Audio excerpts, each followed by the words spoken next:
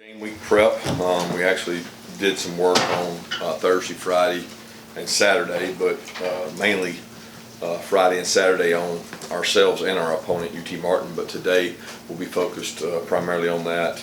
Heard about the event today they did for Coach Dooley in the Dooley Memorial intersection. Is that correct? And it sounds like that's a great event. I certainly have a lot of appreciation for Coach and his family and what they've meant to this community. It meant a lot to me personally as well, so I'm glad they were able to do that. But for today, to UT Martin, we move on. Got a lot of respect for UT Martin. Coach Simpson and his staff have done a tremendous job. I mean, when you talk about being conference champs, which they've been, a lot of their stats within their conference look very similar to ours in terms of being balanced, really good on offense and really good on defense.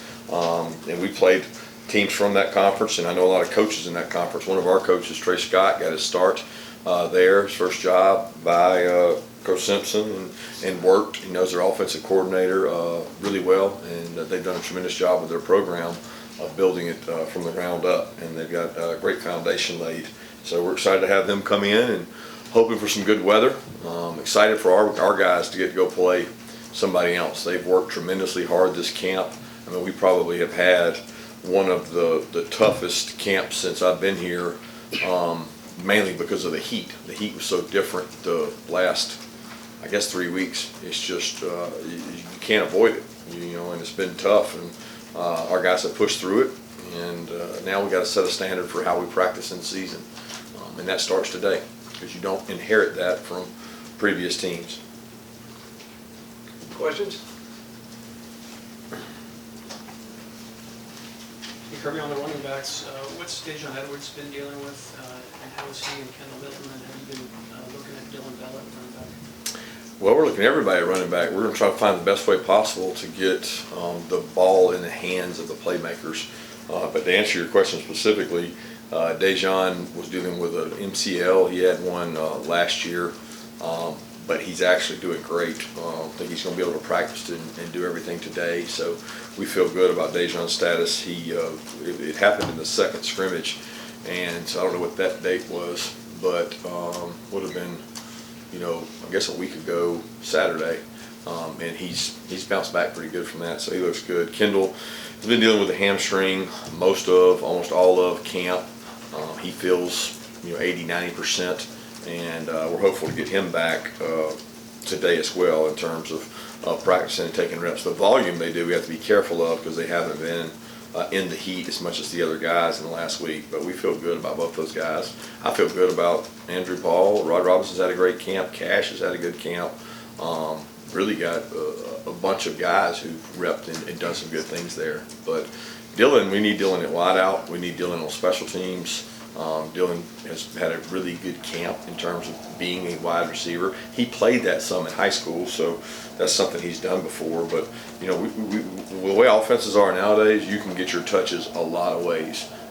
And we've got a lot of plays that involve perimeter blocking, direct runs, perimeter runs. I mean, as a defensive coach, every offensive play has 3 plays on it.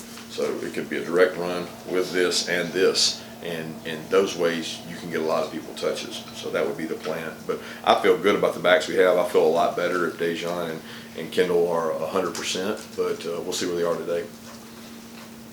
Coach, you talked about kind of preparing for UT Martin, of course. Obviously, their starting quarterback they named just recently in Kincaid Dent. I think he's only got about 9 passes combined over his college career. Most of his film is holding kicks. So how do you kind of prepare for a guy like that with limited film? Well, you don't prepare for the guy, you prepare for the offense. You don't, like when we go play somebody, we don't prepare for the guy. We might try to find something out about him in terms of what did he do in high school, what does he excel at, what does he struggle with, is he a guy that doesn't read coverage as well, is he a runner, is he not a runner? I mean, there's all kinds of things we'll try to discover, but they have an offense, they have an offensive system, and they'll cater that offensive system to fit his skill set. So we go off what they've done in the past and a little bit of research on him as well. Coach, I was wondering if you could speak about UT Martin schematically and if there's any similarities to anybody you might face down the road, maybe in conference. And if so, do you use that as an opportunity to maybe, not necessarily experiment, but maybe put something on tape that you might try later down the road? No, I mean, we look at them schematically and we try to figure out who they are, what they've done. You watch all their games. You worry about yourself. You try to improve the things you do yourself. I think it's really important. First game of the year, we always look back at things that gave us problems because that's probably what they're looking at.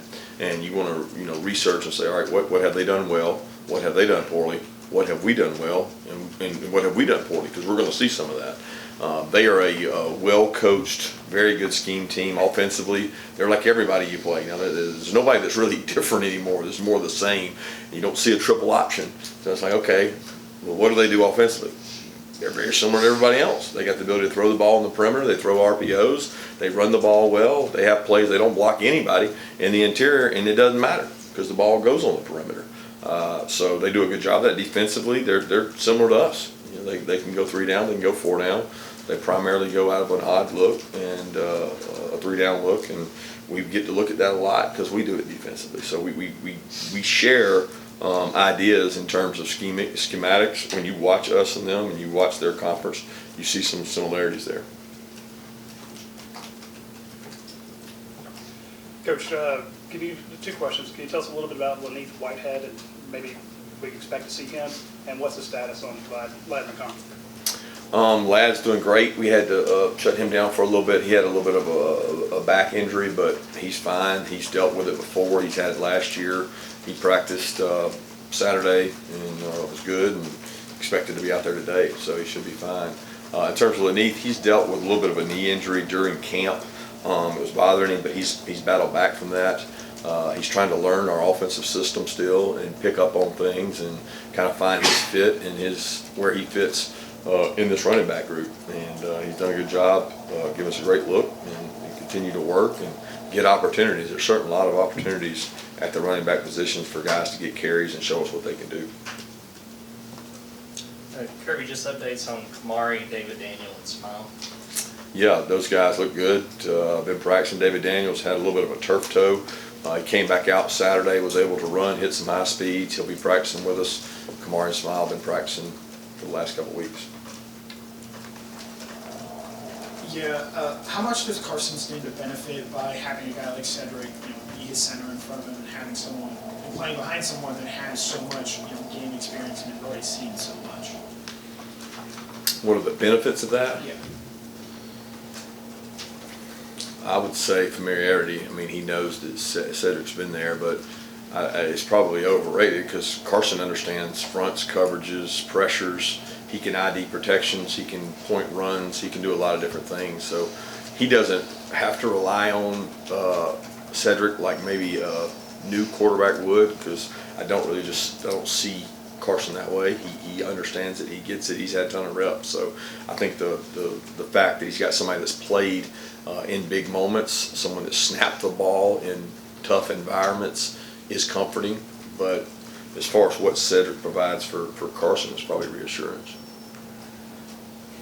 Coach, I wanted to ask about the secondary. Remember, you got 4 guys competing to either start alongside Kamari or in place of him if you can't go this weekend. How's those 4 guys kind of looked, and has any of them stood out to maybe earn one of those starting spots? Are you asking about the safety and the star position, or what are you specifically? The cornerbacks. Yeah, we've got a group of cornerbacks Kamari's really been going now for a little over a week and practicing and taking his reps. He's been in a black jersey some, but that's more precautionary. We know he can hit and tackle. He's a really physical tackler, so he's been able to tackle in individual drills and things. So he's been great. The other guys have all competed there. Have had really good competition between Nyland, AJ, Humphrey, Julian, and Dalen. They've all 4 taken reps and gotten work there, and I don't know that we're ready to say anybody's stood out beyond somebody else. And we'll have practices this week that are game speed, game like. We make a determination this week or determination in the game, but staying healthy, and all those guys have done a good job. Yeah, asking about the safeties and stars, what do you like about how the defense is playing with Javon at safety, maybe Tyke at star, and how will that change the defense, having those guys playing more of a role without Chris here? Not a lot of difference. We're running the defense we run. Those guys are competing. We're trying to build depth. We're trying to get experience for Javon. It's a different transition when you go backwards than when you go forwards in a defense. He's going backwards, but he's going somewhere he's played before. So that transition's been great. How are we playing right now? I can't tell you that because we haven't played anybody. So we got to go play to kind of find out where we are and see where we need growth at. But number one, staying healthy at those two positions and building depth for if we're not are the key. Coach, you said you come to the decision yet on the kicker duties, field goal extra points, kickoffs, that sort of thing? Yeah, I hadn't completely come to conclusion of what we're going to do there. Obviously, the punt duties are sealed up, but the kickoff and field goal kicking duties will be decided probably shortly. Coach, with the way the schedule presents itself, having these first 2 weeks before conference play starts, how many of these position battles might extend on into maybe the South Carolina week and give you an opportunity to really truly evaluate game reps? Well, unfortunately here, it's never decided. I mean, it's just, it changes the week of. I mean, outside of a few positions, I don't care who you are. If you don't go out there and practice good, you're not going to play. So position battles here will go on throughout the year. I think what you're kind of directing it towards is, you're playing what would be considered, somebody would say was a lesser opponent. I certainly don't look at it that way. We don't look at it that way, or we don't look at it as a luxury to be able to do this or that. We want to go out and get great rhythm and start fast and dominate and play well. We want to play our best each and every game and grow from that. But as far as the opportunities for guys to start and play, they get that opportunity every day. We're going to go out there today and do best on best and see who plays, and the guy that plays better is going to be the guys that get to play, regardless of whether they start the first or second game. Kirby, what's at tight end? What's the latest on Lawson's prognosis, and what have you seen in the last couple of weeks as far as depth at that position? Yeah, Lawson ended up getting the tightrope surgery, and we don't know when to expect him back. He's already out of a boot and walking with pressure on it, which is great news. And he's out at walkthroughs and meetings. He's very attentive. He's going to help us special teams wise, but in the time that he's been gone, Oscar, Pierce have both picked up the load, done a great job. We've had some other guys audition and move around at that position, but I mean, it's a position that if you have the luxury of depth at receiver, you don't have to play as much 12. If you've got 12 personnel, you better have 2 viable backups that can play there, and we certainly have worked towards that. We'll continue to see where it goes, but Pierce has done a nice job, and with Lawson's injury, he's got more opportunities. Coach, obviously it's year 8, you're older, your kids are older, the demands of the job have not slowed down. In fact, they've probably cranked up a little bit. Can you give us an idea how you're managing all that, and maybe an update kind of on your family and kids? I mean, they're teenagers now, getting to be teenagers, and how do you feel like you're doing a pretty decent job of balancing that? Yeah, that part has actually become easier. The demands of the job have increased, but so has the retention of my staff, which has allowed me to afford people the opportunities to lead the team, lead their unit, delegate more duties, which in turn allows me to be a better husband and father, which is probably the primary goal of what I want to do as a man. And I certainly have had more time in the last 2 to 3 years with my family than I have previous. And that has a lot to do with maturing as a coach and having a staff that allows you to do that, a support staff, with former head coaches on our staff, between Will, Bobo, Monken being here at the time. You got guys, Dell, that's been here forever, Schumann, they understand what you want and what you demand, and allowing those guys opportunities to lead the team, lead certain areas of the team. It affords me the opportunity to be a better husband and father. Kirby, we've seen you in a leadership position in college football, being on this rules committee. Obviously comes with the turf, being a veteran coach. The Big Ten's moving to this availability report every week, and I know LSU's doing that. You're pretty transparent with us as well. Would you be in favor of a SEC weekly availability report, and do you think that will help in the efforts to maybe curb some of the gambling issues? I'm for whatever helps curb the gambling issues, because I think it's a major issue in all of sports, with the states now taking on more and more gambling, the tax revenues that states are able to get, the pressure that they put on student athletes sometimes trying to get information, which I have no proof that happens, but it certainly scares you as a coach. You worry about pitfalls and you worry about where your kids can make mistakes. That's an area that's really hard to police for us as coaches, because outside of this building, what they come in contact with, what information they may or may not share is scary. But as far as the uniform injury policy, I would have no issue with that. I always defer to Sankey and the leadership of our conference, because he does such a good job of seeing it from 10,000 feet and not from the view of just one coach. I don't have a whole lot to hide. If you want to ask me about it, I'll tell you. I can never say sometimes whether they're going to play in the game or not, because I don't know.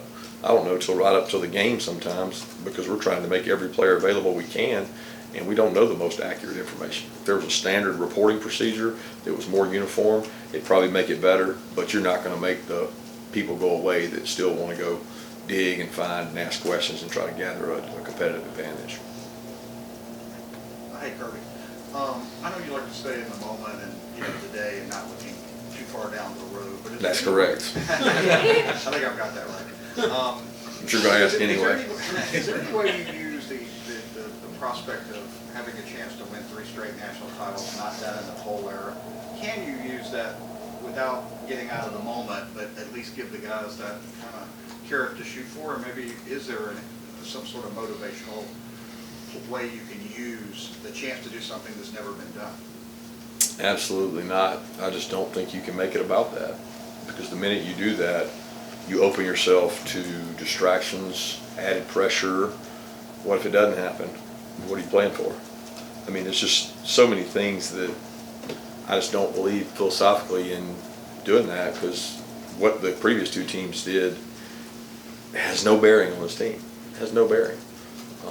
Our focus is UT Martin and really us, and that's going to be true whoever we play. Is we have to remain focused on us, and we have to, like I said, set a standard of the way this team's going to practice in a game week.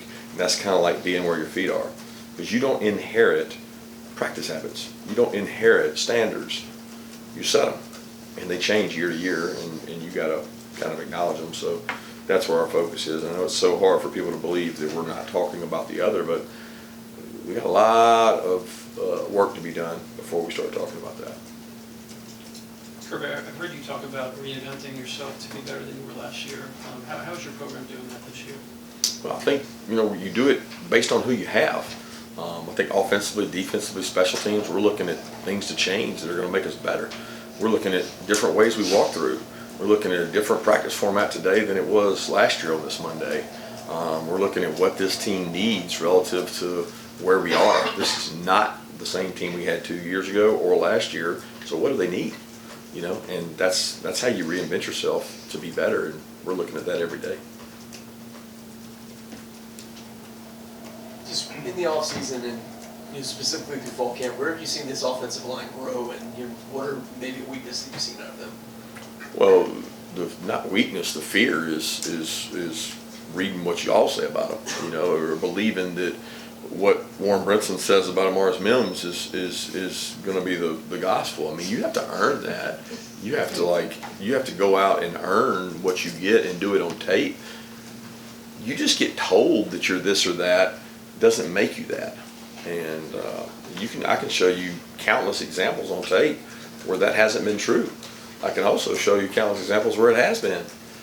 And you're only as good as your last practice. And that's what this offensive line will worry about. I mean, depth is a concern. How many guys can we play, and how do we avoid injury and stay healthy? And some of that comes with luck. Let's take 2 more questions. So we'll use your words, not ours. What excites you about this team? What excites me about this team is the maturity level, the approach they've taken to their work. So we had an off-season workout program. We had a spring practice, which I was very pleased with. We had summer workouts, which I was very pleased with. We had camp that it wasn't our very best camp, but we also had a lot tougher circumstances than we've ever had in camp. I could say that we've had better practices, but we've never had 110-degree heat either.